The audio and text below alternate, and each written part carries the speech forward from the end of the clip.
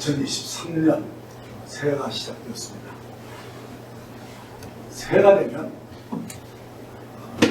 누구나 새로운 마음가짐으로 새로운 삶을 살고자 하는, 그래서 마음을 새롭게 다짐하는 그런 시간들을 갖게 되는데, 오늘 새해 첫 시간에 하나님께서 아브라함에게 나타나셔서 하셨던 말씀,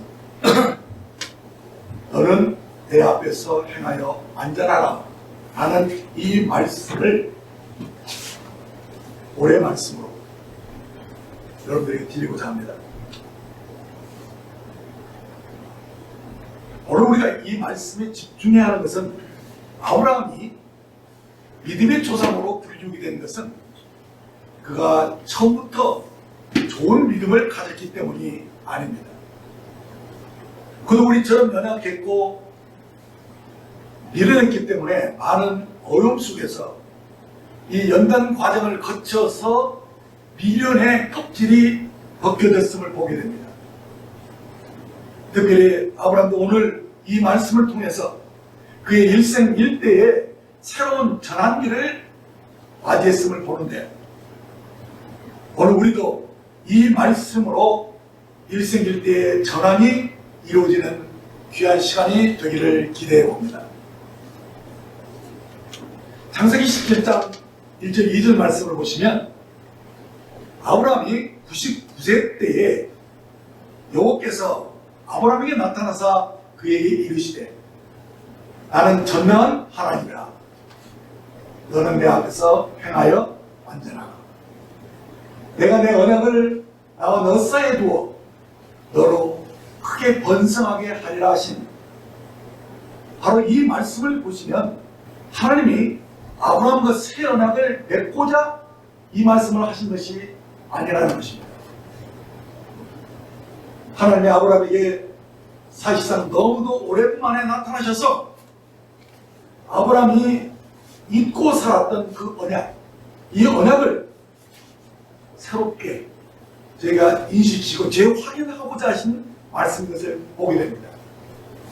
그러니까 16장 끝절과 17장 1절 말씀을 연결해서 보게 되면, 하갈이 아브라함에게 이스마엘을 낳을 때 아브라함이 86세였더라. 그런데 10장 1절에 보면 아브라함이 99세 때에 여호와께서 아브라함에게 나타나서 그에게 이르시되, 이렇게 말씀이 이어지는 것을 보면 무려 13년의 공맥이 있음을 알게 됩니다. 이유가 무엇입니까? 하갈이 아브라함에게 이스마엘을 낳고 무려 13년이라는 세월을 하나님이 침묵하셨다는 것입니다. 이는 이스마엘이 13살이 될 때까지, 그러니까 유대인이 성인식을 13살에 한답니다. 그러니까 이스마엘이 이제 성인이 되어서 그가 독자적으로 살아갈 수 있을 때까지 하나님이 아브라함에게 침묵하시고 기다리셨다는 것이죠. 자, 이것이 우리에게 무엇을 의미하는 것이냐? 한마디로 말해서 우리가 믿음으로 살지 않고 육체로 사는 동안에는 하나님은 침묵하신다는 것입니다. 자, 그런데 하나님이 아브라함에게 다시 나타나신 것입니다. 이것은 우리에게 놀라운 은혜를 계시해 주고 있습니다. 분명 13년이라는 공백은 전적으로 아브라함의 잘못이었던 것입니다. 아브라함이 하나님의 약속을 믿지 못했고, 그 당시에 세상 사람들이 하던 그런 방식대로 사라의 여종 하갈을 쥐어서 후사를 얻고자 하는 그런 세상적인 방법으로 이스마엘을 낳았다는 것입니다. 그래서 이스마엘이 13살이 되기까지 하나님은 아브라함에게 이렇다 저렇다는 말이 없이 교제가 맡겨져 있었던 것을 봅니다. 그런데 하나님께서 이 아브라함을 다시 찾아오신 것입니다. 이것은 전적으로 하나님의 은혜였다는 것입니다. 우리의 잘못이 있어도, 그래서 그 약속이 미뤄져도 하나님은 이 언약을 은혜로 세워주시기 때문에 하나님 쪽에서 다시 찾아오셔서 이 언약을 이루시고자 하신 것을 본다는 것입니다.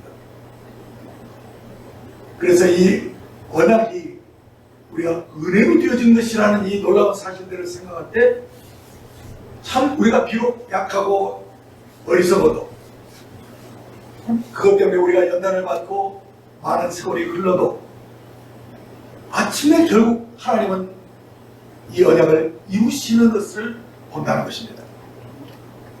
왜 하나님께서 나는 전능한 하나님이라 너는 내 앞에서 행하여 완전하라 이렇게 말씀하신 것입니까? 여기에는 정말 비장한 어떤 각오를 우리에게 주고자 하신 것을 보게 됩니다. 너 지금까지 육체로 생활하면서 이렇게 살았는데 내가 이제 너에게 원하는 게 있다. 뭐냐? 참으로 내 앞에서 행하여 완전하라. 더 이상 이제는 육체로 그렇게 아무렇게나 살지 말라는 말이에요. 그래서 이 은혜가 약속이 이 언약이 은혜로 주어졌을지라도 주는 우리에게 요구하시는 것이 있는데 뭐냐면 믿음인 것입니다. 그러니까 이 은혜로 되었다는 것은 전적으로 하나님이 다 하신다는 겁니다. 하나님 모든 것을 예비하시고 이루시는 것도 하나님이 다 하시는 것이지만 그래도 이 언약은 일방적일 수는 없습니다. 그래서 아브라함이 믿음을 화합하기로만 하셨고 이 믿음을 화합지 않으면 아무리 하나님이 전도하실지라도 이 언약이 성립될 수가 없는 것이죠. 그래서 우리에게 이 온전한 믿음의 화합을 요구하신다고 봅니다. 하나님은 아브라함을 부르셔서 이제 믿음을 주시기 위해서 이미 말씀을 하셨습니다. 창세기 10장 2절을 보면 내가 너로 큰 민족을 이루고 내게 복을 주어 내 이름을 창대케 하리니 너는 복이 될지라 라고 말씀을 하셨던 것입니다. 우리가 믿음을 어떻게 갖게 되느냐? 들음으로 갖게 되는 것입니다. 그런데 처음 들을 때부터 온전하게 믿음을 가진 사람들은 그렇게 많지는 않습니다. 이 말씀을 반복해서 듣고 또 어느 날 들었을 때 깨닫게 되는 때가 있습니다. 자, 그런데 여기서 보면 아브라함도 그렇습니다. 그가 처음 들은 말씀을 그냥 온전히 믿었느냐? 1절에서 분명히 너는 너의 고향과 친척과 아비집을 떠나 내가 내게 보여줄 땅으로 가라 이렇게 말씀을 하셨지만 4절에 보면 이 아브라함이 여호와의 말씀을 따라갔고 롯도 그와 함께 갔으며 아브라함이 하란을 떠날 때에 75세였더라 하신 이 말씀을 보게 되면 그가 말씀을 따라가기는 갔어요. 그렇지만은 온전하게 따라가지 못했던 것을 봅니다. 뭡니까? 바로 조카 롯을 함께 데리고 떠난 것을 보는데 여기서 보면 친척도 다 떠나보내라고 그러거든요. 그런데도 조카 롯을 데리고 떠난 것을 보게 됩니다. 왜냐하면 조카 롯은 그의 아버지 하란을 일찍 여유고 고아로 있었던 것입니다. 그리고 또 아브라함도 역시 후사가 없었기 때문에 아브라함 이 마음속에 얘를 혹시 하나님 나의 후사로 주시면 사니까 라는 그런 인간적인 생각이 그 속에 남아있었던 것 같습니다. 자, 그런데 13장에 들어가서 롯이 아브라함의 목자와 다투는 그런 사건들이 커집니다. 그래서 아브라함은 알게 됩니다. 아, 얘를 떠나보내야 되겠구나. 그래서 그를 떠나보냅니다. 너그럽게 네가 우하면 나는 좌하고 내가 우하면 네가 좌하리라 이렇게 하면서 떠나보내죠. 자, 그런데 14장에 보니까 롯이 그 당시 일어났던 이 전쟁에 휘말려가지고 포로로 잡혀갑니다. 그래서 아브라함이 집에서 기른 훈련한 종 318일을 무장시켜서 롯을 구치려 오는 장면이 나오는데 이것도 물론 어려운 일이었지만 그 속에 롯을 다시 구출해가지고 함께 있기를 원하는 그런 마음이었던 것 같아요. 그런데 롯이 여기서 포로에서 이렇게 구출되었는데도 아브라함을 따르지 않고 롯이 다시 소돔성으로 돌아가는 것을 보게 됩니다. 그래서 여기서 아브라함이 크게 실망을 하는 것 같아요. 그러니까 롯이 더는 자기의 후사가 될 수 없다는 것을 알았을 때 그는 굉장히 마음이 허전했던 것 같아요. 그래서 15장에 보니까 그가 하나님 앞에서 두려워하고 있는 것을 보게 돼요. 초조하고 두려워하는 모습을 봅니다. 그래서 15장에 하나님은 이 아브라함이 그렇게 초조하고 불안한 모습을 보고 환상 중에 나타났어 말씀하십니다. 그러니까 여기서 아브라함이 이제 하나님께 나는 아이가 없어요. 그러니까 내 집에서 기르는 이 청지기 엘리에섹이 나의 상속자가 되었으면 좋겠습니다. 이렇게 말했을 때 주님은 분명하게 말씀합니다. 15장 4절 5절에서 이 사람은 내 상속자가 아니다. 내 몸에서 날 자가 내 상속자가 되리라. 이렇게 말씀을 하셨어요. 그리고는 그를 장막 밖으로 데리고 나가가지고 밤에 엄청난 그 별들이 막 쏟아지는 그런 밤에 하늘을 울어서 우표를 세워보라고 말합니다. 그러면서 여기서 아브라함의 믿음이 막 생겨요. 왜냐하면 그 수많은 별들을 보면서 이것이 너 자손과 같다.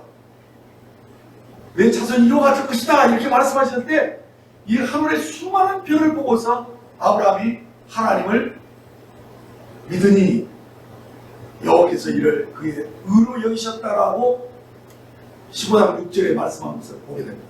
자, 이렇게 해서 일단 아브라함이 이 하나님의 말씀을 통해서 믿음을 가졌고 그 믿음도 하나님이 인정을 한 바가 되었어요. 자, 근데 그 약속이 무엇이냐?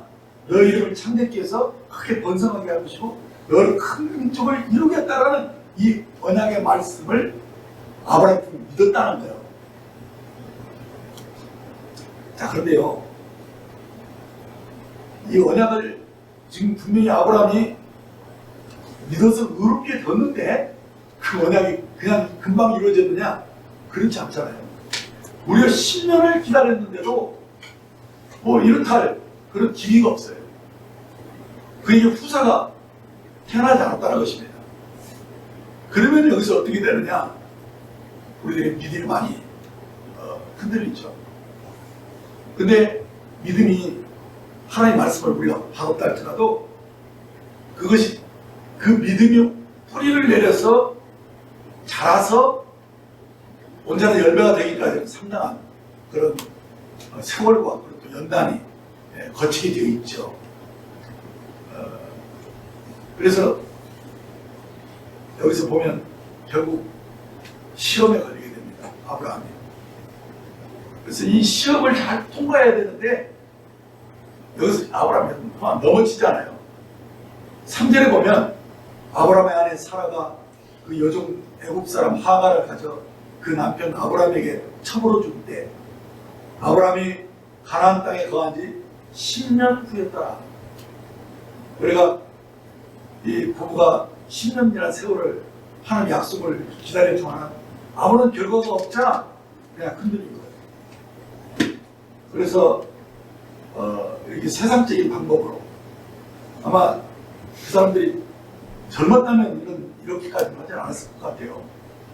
더 기다릴 수도 있었겠죠. 근데 아브라함 나이가 85세고 사라도 이미 아이를 잉태할 수 없는 나이가 되어버렸잖아요. 그래서 그들은 인간적인 생각이 들어온 거예요. 그래서 꼭 내 몸에서 날짜라고 그랬으니까 꼭 사라가 아니더라도 첩을 통해서라도 하나님이 아이를 주시는 것은 아니겠다. 그렇게 생각하면서 결국은 인간적인 방법으로 이렇게 하면서 이스마엘을 낳게 됐죠. 그러면서 이제 이스마엘이 성인이 될 때까지 13살이 되기까지 하나님과의 교통이 끊어지고 만 것을 보게 됩니다. 자, 우리가 여기서 무엇을 깨달을 수 있습니까? 우리 믿음에는 우리가 말씀을 믿고 받았다 할지라도 그 말씀이 충실한 열매가 되기까지는 많은 환난과 이 시련을 잘 견디고 극복해야 한다는 것을 보여줍니다. 인내의 그 연단의 과정이 있다는 것을 깨달을 수 있습니다. 아브라함과 사라도 이 시험을 통과해야 했는데 넘어졌어요. 하나님의 말씀을 벗어나서 인간적인 방법을 동원함으로써 그가 오히려 큰 어려움을 자초하고 우리가 13년이라는 이 긴 기간 동안에 하나님의 임재를 누리지 못하고 살았던 것을 보게 됩니다. 저는 여기서 많은 것을 보게 됐습니다. 우리 교회가 예배당을 짓는 과정에서 믿음으로 행치 않고 인간의 방법을 동원했을 때, 곧 은행 대출을 받아가지고 예배당을 지으려고 했을 때, 그것은 분명 하나님 앞에서 믿음으로 행한 것이 아니었습니다. 자금이 부족했다면 우리가 하나님께 구하고 기도하면서 한 공고하심을 기다려야 했었는데요. 그때 인간적인 생각으로 이 허가 기간, 이 건축하는 그 기간이 딱 정해져 있기 때문에 그 기간을 넘기면 건축계획가 줄어들 수 있다는 그런 두려움 때문에 그만 인간의 방법을 택한 것입니다.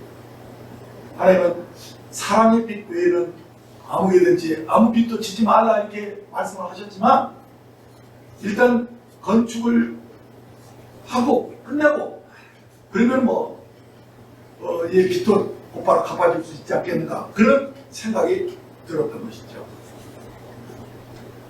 말씀을 벗어난 것입니다. 그런데 그 시험, 이 시험은 혹독한 고통을 몰고 왔습니다. 그 당시 이자율이 지금처럼 높았어요. 그래서 매달 1,000만 원 가까이 정말 엄청난 출혈을 해야 하는 이 재정적 압박으로 인해서 정말 어려움을 당했습니다. 그때 심정으로 보면 어쩌면 그래도 한 달이 빨리 닥치는지 그냥 전전긍긍하지 않을 수가 없었어요. 불안한 마음을 가누기가 힘들었어요. 1,000만 원 이 돈이 쉬운 일이 아니었습니다. 그런데 참 이렇게 저렇게 한 달, 몇 달, 몇 년 동안 이렇게 버텨왔어요. 정말 나도 지쳤고 또 교회 식구들도 다 지쳤습니다. 그래서 하나둘 이 지체들이 교회를 떠나가는 사람들이 늘어났을 때 그때 고통 말할 수 없었습니다. 제 심령은 낮아질 대로 낮아졌고 또 그 실책을 회개하고 또 하나님께 매달리지 않을 수가 없었던 것이죠. 그런데요, 그런 징계 속에서도 감사하게도 이 고통 중에서도 주님은 저희들에게 긍휼을 베풀어 주셨다는 것입니다. 그때 주님이 붙잡을 수 있는 말씀을 주셨는데 그 말씀이 빌립보서 4장 19절 말씀입니다. 나의 하나님이 그리스도 예수 안에서 영광 가운데 그 풍성한 대로 너희 모든 쓸 것을 채우시리라는 이 말씀 붙잡고 하나님께 기도하고 이렇게 하나님을 믿는 것밖에는 다른 길이 없어요. 그러면서 저는 하나님의 신실하심과 그 은혜를 경험할 수 있었고 거기서 저 믿음의 힘줄이 강해질 수 있었던 것입니다. 우리 하나님은 참으로 신실한 공급자이셨습니다. 하나님 항상 우리의 생각을 뛰어넘는 그런 기적적인 방법으로 모든 필요들을 공급해 주셨습니다. 단 한 번도 부도에게 몰리지 않았습니다. 비록 원금을 한 푼도 회수하지 못했지만 이자가 밀려서 이월되는 그런 어려움은 없었던 것으로 봅니다. 그렇지만 매번 참 힘들었습니다. 기적적으로 교회 필요가 그때마다 이렇게 공급되곤 했습니다. 이것은 마치 광야를 지나는 동안에 참 주님이 여러 가지 많은 기적과 체험들을 했던 것과 같다고 생각됩니다. 이것들을 일일이 다 말씀드릴 수는 없지만 그때 우리는 신명기 29장 5절 말씀을 체험했다고 봅니다. 주께서 40년 동안 너희를 광야에서 인도하게 하셨던 동안 너희 몸에 옷이 낡아지거나 지지 아니하였고 너희 발의 신발이 휘어지지 아니하였도다라는 이 말씀을 우리가 실제로 경험했다고 봅니다. 정말 교회에 여러 가지 많은 그런 막 피로들이 막 여기저기서 막 터져 나왔었는데 그때마다 주님이 어떤 말이 오르든지 간에 이것들을 다 해결해 가시는 것을 보면서 거기서 정말 어려움 속에서도 감사를 배우고 또 이 상황 속에서도 믿음으로 사는 것이 무엇인지를 조금씩 더 밝게 깨달아 주 있었던 것입니다. 그렇습니다. 우리가 아무리 어렵다 할지라도 육체로 활용해서는 안 되는 것이거든요. 하나님 바라보고 그 말씀대로 그 믿음대로 살아야 하는 것인데 우리가 말씀을 벗어나서 타협할 때 어떻다는 것 이런 것들을 아주 정말 힘들게 엄청난 수업료를 내가면서 배워야 했다는 사실입니다. 그러면서 참 믿음으로 사는 것이 이 하나님의 말씀을 신뢰하면서 사는 것이 무엇인지 복음의 진리를 깊이 경험할 수 있는 기회가 됐던 것으로 봅니다. 자, 이런 혹독한 연단의 기간에 저는 이 창세기 오늘 말씀 17장 이 말씀을 경험할 수가 있었던 것입니다. 나는 전능한 하나님이다. 너는 내 앞에서 행하여 완전하라. 이 말씀이 제 신령의 레마의 말씀으로 다가왔습니다. 그러면서 이 말씀을 어떻게 깨달아지느냐? 제가 이제 원어성경을 막 보고 이 말씀을 깊이 좀 볼 때 주님께 열어주신 부분들이 뭐냐면 이 전능하신 하나님이라는 것, 하나님이 어떤 분인가 하는 것을 체험 속에서도 이 말씀 속에서 정확히 보여주시는데 뭐냐면 이것을 히브리어로 보면 엘 샤다이, 엘은 하나님이란 말이고 샤다이는 어머니의 이 젖가슴, 유방을 가리키는 말이에요. 그러니까 이 엘 샤다이가 우리말로는 전능하신 하나님이라고 번역이 되어 있지만 그 속뜻은 하나님이 그 자녀들을 향해서 모든 필요를 공급하시고 그를 키워내시는 어머니, 특별히 어머니의 젖가슴으로 표현됐다는 거예요. 그렇습니다. 이 구약의 이스라엘은 그리고 신약의 이 믿는 이들은 하나님의 자녀들이고 하나님의 권속입니다. 그래서 하나님이 전적으로 다 책임을 지신다는 거예요. 우리가 믿는 것이 뭐냐? 이 전능하신 하나님이 우리의 아버지 그리고 어머니의 젖가슴처럼 우리 모든 필요와 모든 것을 그분이 다 책임지신다는 것입니다. 그래서 이 전능하신 하나님에 대해서 실제로 그 어려움 속에서도 주님이 다 그때그때마다 우리에게 젖을 먹이듯 우리를 키워가시고 여기까지 이끌어오셨다는 사실들을 경험할 수가 있었던 것입니다. 그렇습니다. 주님은 연약하고 무능한 어린아이 젖먹이와 다를 바가 없는 우리들을 어머니로서 그렇게 자상하게 젖을 먹이면서 우리의 공급자가 되시고 우리의 보호자가 되어주셨다는 것입니다. 그렇습니다. 우리가 이 전능하신 하나님을 믿고 사다면 결코 두려워하거나 초조해야 할 이유가 없다는 것입니다. 여러분, 왜 사람들이 이 세상에 살면서 그렇게 불안해하고 초조해하는 줄 아십니까? 그것은 보호자가 없기 때문입니다. 그래서 두렵고 초조하고 때로는 어떤 어려운 일이 있으면 안절부절하고 그리고 거기에서 자기가 가만히 있어서는 안 된다고 생각하는 어떤 그런 불안한 마음 때문에 전전 끊고 가다가 노심초사하고 거기서 너무나도 많이 지치게 되는 것입니다. 사실 아브라함 생애를 쭉 돌아보면 아브라함도 이렇게 처음에 믿고 하나님 따라갔지만 한 10년 동안 아무런 문제가 없으니까 막 초조하고 불안해졌잖아요. 그럼 왜 그렇게 됐느냐? 하나님의 말씀, 그 언약을 믿고 있을 때는 괜찮았다는 거예요. 근데요, 그것을 잊어버리게 되자 세상 것이 돌아오고 세상 것으로 시달려 버리니까 그거 하나님과의 교제가 끊어졌어요. 그러니까 이 전능하신 하나님을 신뢰하지 못하니까 세상 방식이 들어오고 육체를 행했다는 거예요. 그 육체를 의지해 사는 동안에 하나님의 임재가 그게 없었다는 것입니다. 그래서 13년이라는 기간을 무려 침묵하셨다는 것을 보게 됩니다. 그래서 이것이 한마디로 말해서 뭐냐, 우리가 하나님의 약속을 잃어버리면 이 은혜의 언약을 우리들이 망각하게 되면 인간적으로 한다는 거예요. 육체로 행한다는 거예요.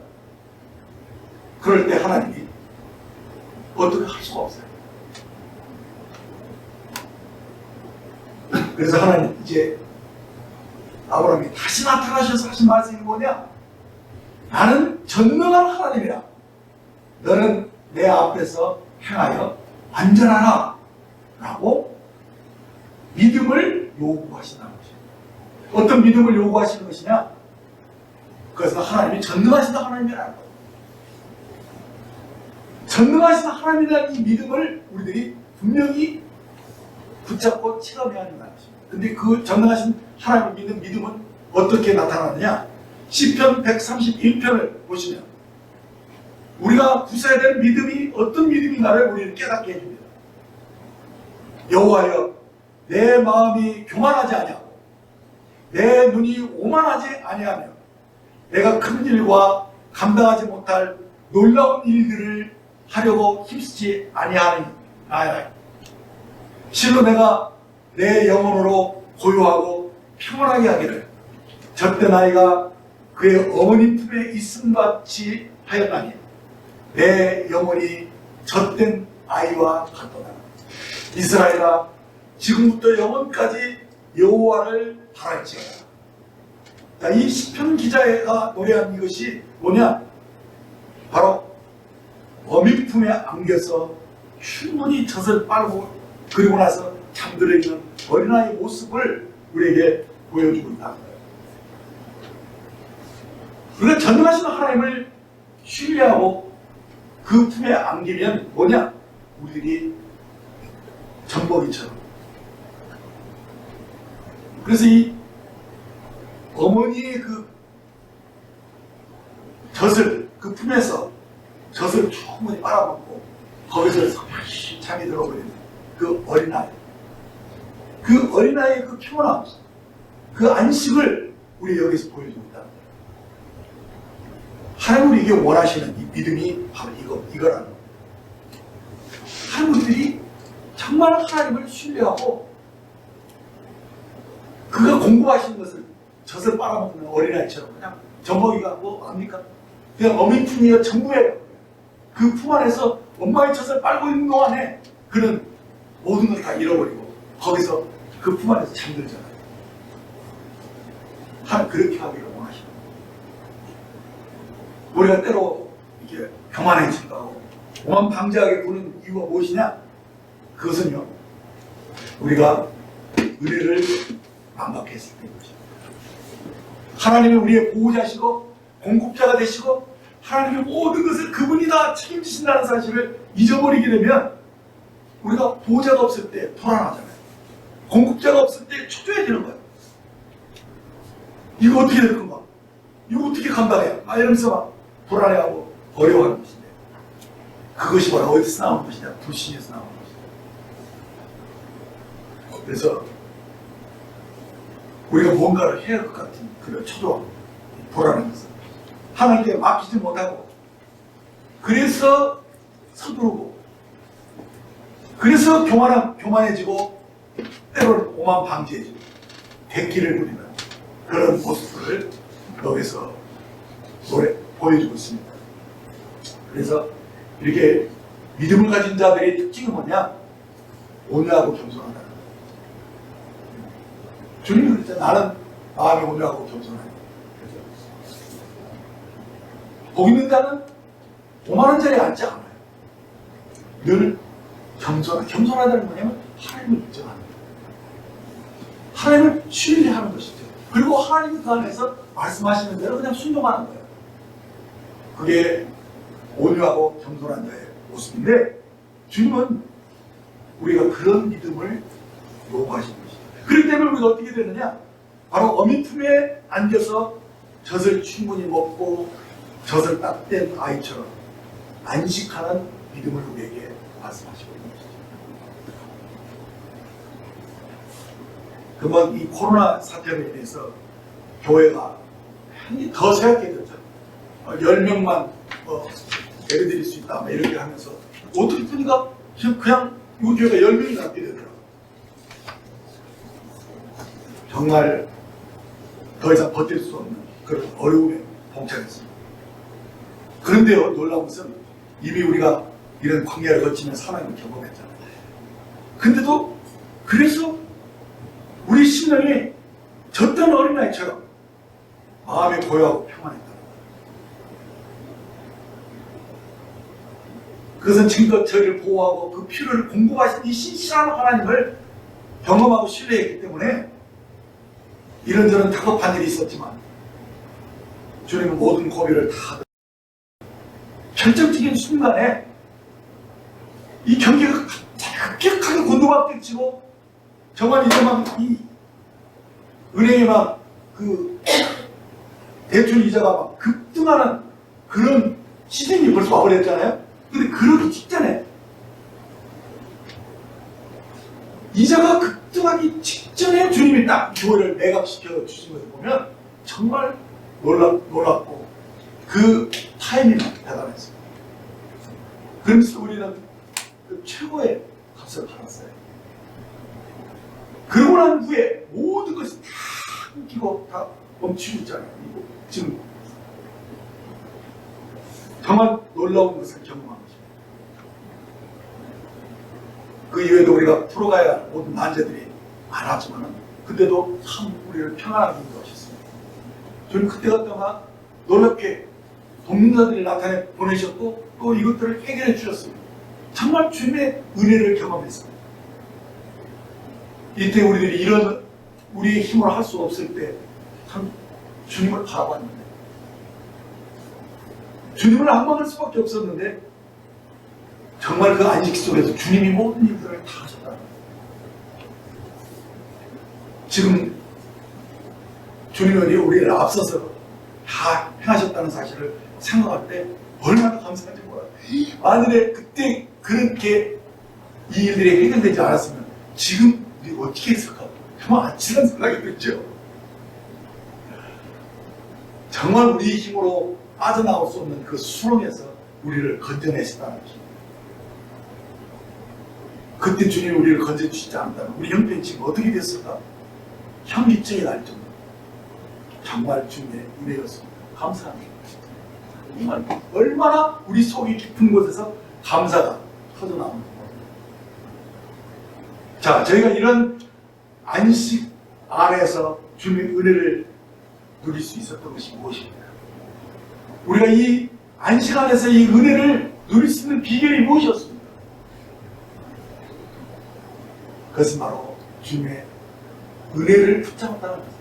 주님의 은혜의 말씀을 우리들이 놓치지 않았다는 것입니다. 어려웠기 때문에 오히려 말씀을 우리 붙잡았어요. 17장 4절을 보시면 보라, 내 언약이 너와 함께 있으니 너는 여러 민족의 아버지가 될지라, 이렇게 말씀하시면서 여기서 하나님은 아브라함에게 무엇을 말씀하셨습니까? 보라는 거예요. Behold, 내 언약이 너와 함께 있다. 이 사실을 일깨워주고 있는 거예요. 실제로 아브라함이 지금 방황했던 이유가 무엇입니까? 육체가 행했던 이유가 뭐예요? 그가 바로 전능하신 하나님과 맺은 이 은혜의 언약을 잠깐 잊고 있었다는 사실이죠. 여러분, 믿음이 무엇입니까? 바라는 것도 있죠. 바라는 것도 실상이죠. 내가 바라는 것. 그러니까 이 내가 바라는 것을 전능하신 하나님이 약속하신 대로 이것을 해결하실 것이다. 지금 눈에 보이지 않지만 현실적으로는 도저히 이것이 불가능해 보이지만 그래도 하나님 약속하셨으니까 이 일들을 이루실 것이다 라는 그 기대감. 그래서 하나님을 안망하는 거예요. 하나님 앞에 기다리는 거 있네요. 그것이 바로 믿음인 것이죠. 그런데 그 믿음을 잃어버리면 우리가 어떻게 되느냐? 낙심하게 돼요. 좌절하게 돼요. 그러면서 이 믿음이 쭉 가라앉아 버리면서 아무것도 못하고 마비가 된 사람처럼 되는 것이죠. 그러면 어떻게 되느냐? 뭘 어떻게 할 수도 없으니까 보이는 대로 행하게 되죠. 육체 욕구대로 함부로 행동할 수 있게 된다는 거예요. 그것이 바로 뭐냐? 믿음을 잃은 모습이라는 것이죠. 육체가 행하는 것이 뭐냐? 우리가 믿음을 잃었다는 것이죠. 그럼 믿음을 가졌다는 뭐냐? 영으로 행하는 거예요. 사실 아무것도 아닌 것 같은 그 차이예요, 사실. 그리고 우리가 육신의 생각으로 살 때와 영의 생각으로 살 때 그 차이를 얘기하는 것이죠. 네. 그래서 하나님 우리에게 바라시는 것을 따는 것이죠. 우리가 순간순간 자기를 부인하고 말씀을 붙잡는 거예요. 그게 믿음으로 사는 거예요. 그래서 보이는 것을 하지 않고 육체로 반응하지 않고 하나님 말씀을 붙잡고 영으로 믿음으로 사는 거예요. 그것을 주님이 우리에게 요구하시는 것이죠. 그래서 우리에게 늘 성령님이 하시는 일이 뭐냐면 하나님 말씀을 생각나게 해줍니다. 그렇게 하나님의 말씀을 성령께서 보여주실 때 그때 우리의 마음이 새롭게 되는 것이죠. 우리의 마음이 새롭게 되어질 때 하나님 말씀이 신선하게 정말 우리에게 믿음을 일으켜주는 말씀으로 다가오는 것, 그것이 우리에게 너무나도 중요하다. 이렇게 하는 성령님이 우리에게 눈을 열어주실 때 우리가 약속의 말씀을 부여잡을 수 있는 힘을 얻는 것입니다. 그래서 다시 그 비전을 붙잡는 거예요. 너를 많은 민족의 조상으로 세웠다는 것, 땅의 모든 족속이 너를 통해서 복을 받을 것이라는 것, 이 비전의 말씀을 아브라함이 붙잡은 것처럼 우리가 바로 이런 어려움 속에서도 주님 성령께서 우리에게 말씀하시는 것은 뭐냐? 너가 새로운 피조물이라는 것입니다. 너를 통해서 많은 사람들이 천하 만민이 구원을 받을 수 있는 복음을 우리에게 주셨다는 거예요. 그래서 이 정체성, 우리가 복음을 가지고 새 사람이 되었다는 이 정체성을 잃지 않고 살게 된다면 주님 우리를 통해서 나타나신다. 그래서 이어지는 5절 말씀을 보면 이제 후로는 내 이름을 아브라함이라 하지 아니하고 아브라함이라 하리니 이는 내가 너를 여러 민족의 아버지가 되게 하려 합니다라고 그 이름을 바꿔주셨다는 것입니다. 그렇습니다. 사람이 다르게 사는 것은요, 언제나 믿음으로 살 수 있는 비결은 무엇이냐? 그것은 다른 것이 아니라 자신의 정체성을 분명히 가지는 거예요. 그러니까 내 이름을 주님 바꿔주셨다는 이 사실을 잊지 않을 때 내가 왜 살아야 되는지 삶의 이유와 그 목적이 분명히 되는 것이죠. 그럼 방황하지 않는 거예요. 우리가 어느 길을 갈 때도요, 내가 어디를 가겠다라고 정해놓지 않으면 이리 갔다 저리 갔다 그게 갈팡질팡하게 돼요. 그러나 내가 목표를 분명히 합니다. 편대를 분명히 세우면 우리는 그 길을 바르게 갈 수 있다는 거예요. 그래서 정말 우리들이 중요한 것은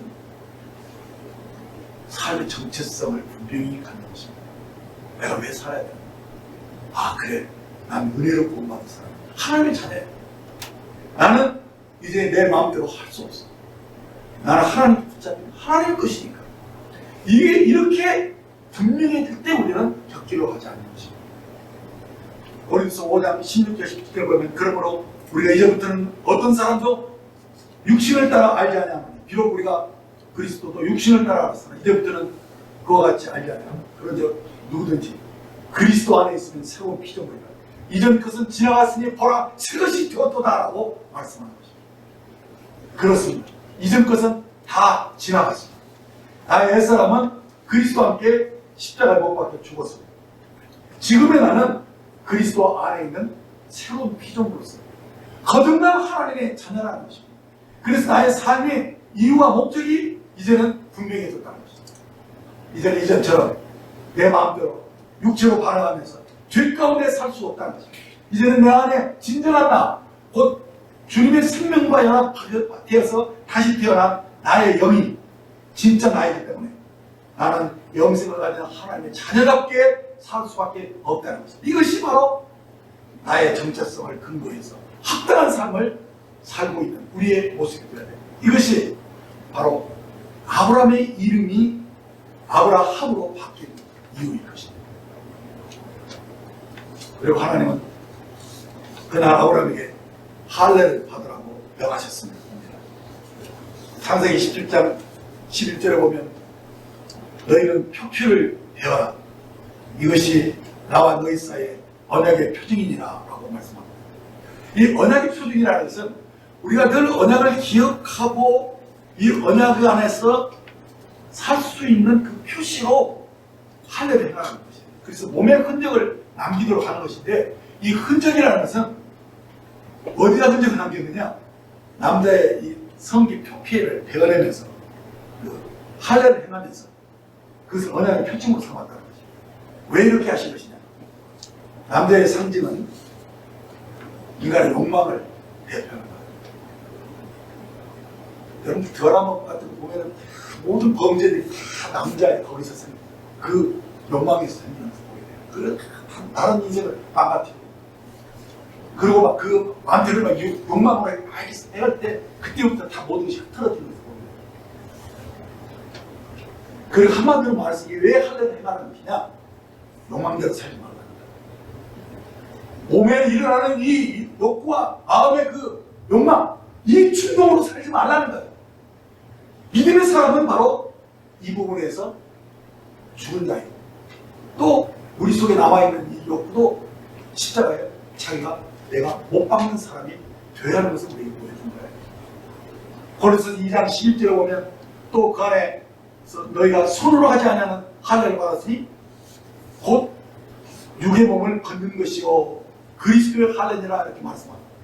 또 빌립보서 3장 3절에 보면 하나님의 성령으로 봉사하며 그리스도 예수로 자랑하고 육체를 신뢰하지 아니하는 우리가 곧 할례판이라는 이 말씀들을 보면 할례가 의미하는 것이 뭐냐? 이 영적 의미는 바로 육적 몸을 갖는 거예요. 바로 육적인 욕망으로 옛사람의 행실로 이 사는 그런 것을 이제는 끝낸다는 거예요. 그것을 벗어야 된다는 거예요. 이제는 영으로 성령으로 봉사하는 성령으로 하나님을 섬기는 서비스하는 거죠. 봉사가 서비스거든요. 그러니까 예배드리는 것도 서비스라고 합니다. 그러니까 이 성령으로 다른 사람도 섬기고 하나님도 섬기고 이 성령으로 해야 된다는 거예요. 육체로 만든다는 거예요. 그렇게 이 말은 무슨 말이냐? 성령으로 행한다는 것은 오직 내 안에 있는 그리스도만 드러낸다는 거예요. 바로 이것이 바로 아브라함에게 요구하셨던 믿음인 것입니다. 너는 내 앞에서 행하여 완전하라. 이 말씀은 똑같은 거예요. 우리가 육체와 마음이 원하는 대로 세상 사람처럼 살지 않고 오직 믿음으로 하나님 앞에서 우리가 행하여 완전해야 됩니다. 이건 믿음으로 사는 것입니다. 전능하신 하나님 앞에서 퍼펙트한 그런 흠없는 삶을 사는 것은 우리가 믿음으로 사는 것입니다. 그래서 이런 삶이 어떻게 가능한 것이냐? 하박 선자는 오직 의인을 믿음으로 말미암아 살리라라고 했습니다. 바울 사도가 바로 이 말씀을 기초로 해서 로마서를 기록한 것입니다. 우리가 하나님 앞에서 완전한 이 퍼펙트한 삶을 사는 것은 다른 것이 아닙니다. 믿음으로 사는 것입니다. 오직 의인의 믿음으로 살 때만 이것이 가능하다는 것입니다. 자, 그렇다면 오직 믿음으로 사는 의인의 삶은 어떤 삶을 가리키는 것이냐? 그것은 갈라디아서 2장 20절의 삶인 것입니다. 내가 그리스도와 함께 십자가에 못 박혀나니 그런즉 이제는 내가 사는 것이 아니요 오직 내 안에 그리스도께서 사신 것이다. 이제 내가 육체 가운데 사는 것은 나를 사랑하사 나를 위하여 자기 자신을 버리는 하나님의 아들을 믿는 믿음 안에서 사는 것이다 라고 고백하는 것입니다. 이 믿음은 곧 아들의 믿음을 가지고 사는 것을 가리키는 것입니다. 오직 내 안에 그리스도가 사신다는 이 믿음. 그래서 그리스도로 나타나는 삶을 사는 것입니다. 그래서 이것은 나와 그리스도가 일치되는 것입니다. 내 영이 생명적인 영이신 그리스도와 연합한 그 믿음입니다. 이래서 주님은 포도나무 비유로 말씀해 주셨습니다. 나는 포도나무에 너희는 가지다고 하셨습니다. 가지가 나무에 붙어서 모든 진흙을 공급받음으로써 열매를 맺는 것처럼 우리의 삶이 바로 그렇게 되어야 된다는 것입니다. 요한복음 15장 4절에 보면 내 안에 거하라 나도 너희 안에 거하리라. 가지가 포도나무에 붙어 있지 않으면 스스로 열매를 맺을 수 없음 같이 너희도 내 안에 있지 않으면 거하리라 라고 말씀합니다. 이것은 내가 주님 안에 있고 주님이 내 안에 사신다는 고백입니다. 이런 삶은 어떻게 나타나는가? 15장 7절 말씀으로 나타납니다. 너희가 내 안에 거하고 내 말이 너희 안에 거하면 무엇이든지 원하는 대로 구하라. 그러면 이루리라 라고. 이 믿음으로 사는 사람들의 특징은 다른 게 아니에요. 내가 주님 안에 거할 때 주님은 실제로 내 안에 어떻게 하시나? 말씀으로 오신다. 그래 주님이 내 안에서 말씀으로 사신다는 거. 그래서 이 말씀을 붙잡고 사는 것이 믿음으로 사는 거예요. 이런 삶은 우리가 성령님과 친밀한 교제 가운데서만 가능한 것입니다. 성령님이 그때마다 보여주시고 생각나게 해주시고 말씀을 열어주시고 그 말씀을 내 마음에 품고 사는 거예요. 그게 바로 주님이 나와 함께 하시는 거예요. 그럴 때 그것이 소원이 돼서 기도하고 그 소원을 쫓아서 살 때 열매가 맺혀져요. 요즘 뉴스를 보면요, 올해의 경제 상황이 매우 어려울 것이라고 이렇게 하나같이 전문가들이 입을 모아서 말합니다. 그건 뭐 여러분도 알 거예요. 고금리, 고물가, 이거 너무 사람들이 힘들게 합니다. 그런데 대다수의 가정이 이 어려움을 겪게 될 것이고, 또 기업도 이 자금 경색이 일어나서 부도위기에 처한 기업들이 속출할 것이다 라고 말하고 있습니다. 벌써 뭐 희망퇴직자 신청을 받는 기업들도 있다고 말합니다. 자, 이렇게 되면 실직자들이 막 늘어나게 되고 참 많은 사람이 힘들어질 거예요. 일거리가 없으니까 기업들도 투자를 하지 않아요. 그러면서 은행은 자꾸 돈을 더 원금 갚으라고 막 독촉하고, 그러지 않으면 막 그것을 차압하고 이러기 때문에 벌써 경매로 넘겨진 집들이 많다고.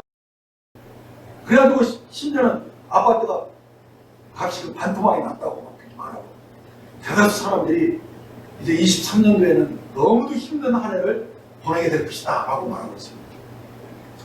그래서 저는 이런 뉴스들을 접하면서 이 많은 사람들이 어려움을 당했구나, 그걸 생각하면 마음이 짠해요.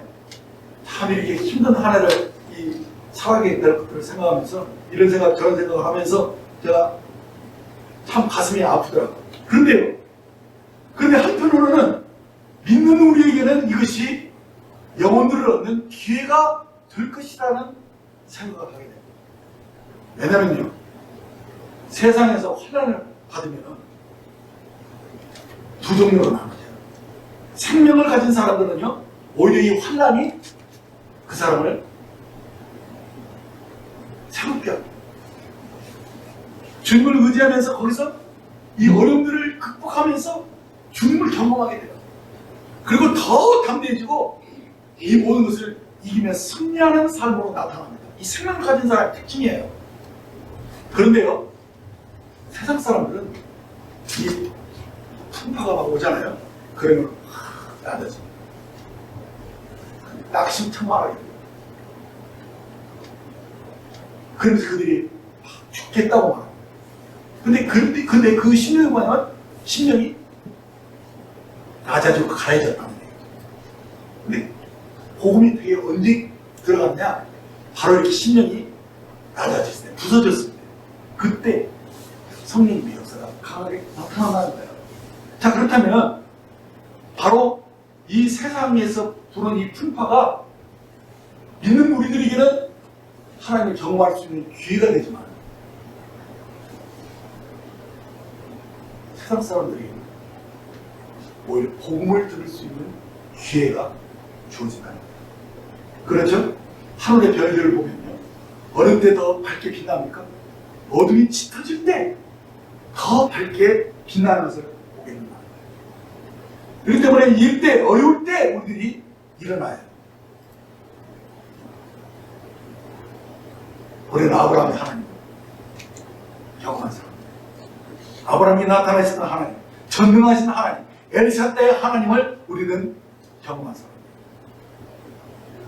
젖먹이 앞에서 어머니의 젖가슴은 그 아이의 전부입니다. 그래서 엄마의 품에 안겨서 젖을 충분히 먹은 어린아이는 사실상 아무런 근심이나 걱정이 없습니다. 우리가 바로 이 믿음을 가졌습니다. 세상이 어려울 때 우리는 도리어 이 믿음을 경험하고 체험할 수 있었고, 이제 이 시대에서 바로 우리들이 복음을 전하는 자로 준비시켰다는 것입니다.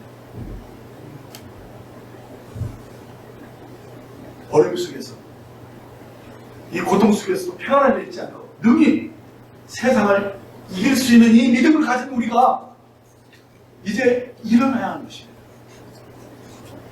어떻게?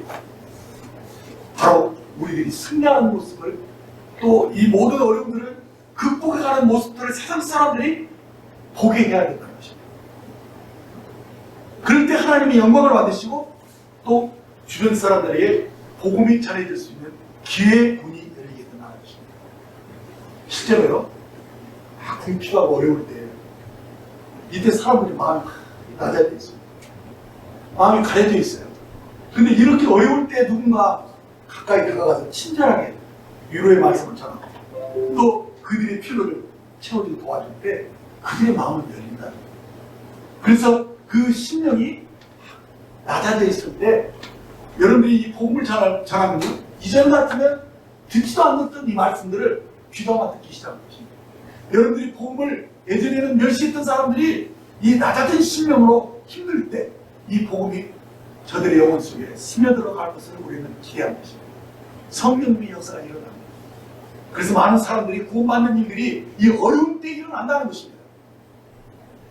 오히려 이것을 우리는 기회로 삼아야 합니다. 이때 우리들이 세상 사람처럼 똑같이 어려워하고 똑같이 불편하고 막 이렇게 된다면 우리는 빛이 없는 사람입니다. 세상의 맛을 잃어버린 소금이 되는 거예요. 근데 우리는 그렇지 않습니다. 우리는 어둠이 짙을수록 더 밝은 빛을 내죠. 세상이 부패해갈 때 우리는 소금이 점으로써 복음을 전하는 그런 사람으로 나타날 수 있다는 것입니다. 그래서 우리는 헌신을 통해서 주님이 영혼들이 돌아오는 것을 기대하시는 것입니다. 새해에는 바로 이러한 삶의 열매가 맺혀지기를 기대해요. 이런 사람이 나타나기 위해서 우리에게 필요한 것이 무엇입니까? 그것은 바로 오늘 우리에게 주신 말씀입니다. 나는 전능한 하나님이요, 너는 내 앞에서 행하여 완전하라. 바로 이 삶이 계속 나타나고 유지되려면 우리는 말씀을 붙잡아야 돼요. 4절에 보라, 내 언약이 너와 함께 있으니 너는 여러 민족의 아버지가 될지라라는 이 말씀. 여기서 주님이 뭘 하시는 거 하면 보라, 내 언약이 너와 함께 있다는 거, 이 사실을 주님이 강조해 주는 것입니다. 우리에게는 약속이 있습니다. 우리에게 이미 성령님이 오셔서 이 말씀을 늘 생각나게 해주고 있는 것입니다. 여러분, 아브라함이 언제 방황했습니까? 우리 13년 동안 방황했던 것은 그가 육체로 행했을 때입니다. 그러나 하나님 다시 찾아와서 우리에게 아브라함이 요구했던 것은 바로 하나님 앞에서 행하여 완전하라는 것입니다. 그 믿음인 것입니다. 이 은혜의 언약을 잊지 말고 이제 정신 차리고 주님과 동행하는 그런 삶을 살 것을 요구했던 것인데 오늘 우리는 이 말씀을 붙잡았습니다. 그래서 자신이 누구인가에 대한 정체성, 이 정체성을 분명히 하고, 그래, 나는 새로운 피조물이야. 나는 구원받은 하나님을 찾아야 해. 그렇기 때문에 나는 하나님을 구원하실 거예요. 하나님이 모든 것을 책임지시고 나를 공급하시고 나를 이 어려움 속에서 오히려 나를 눈동자처럼, 그래서 많은 사람들이 내가 하나님의 사랑을 받는 것을 보여줄 거야. 보게 될 거야. 그리고 이제 오히려 그런 사람들을 찾아가서 하나님의 사랑과 이 은혜를 나타나는 사람이 될 것이다 라는 이 분명한 의지, 이 의식. 그래서 2023년대는 주님의 은혜로 승리하면서 복음을 전하면서 이 복된 삶을 누리시는 여러분들이 되시기를 축원합니다. 기도하겠습니다. 하나님 계신 아버지, 주님의 이 사랑과 이 은혜를 진심으로 감사하며 찬양드립니다.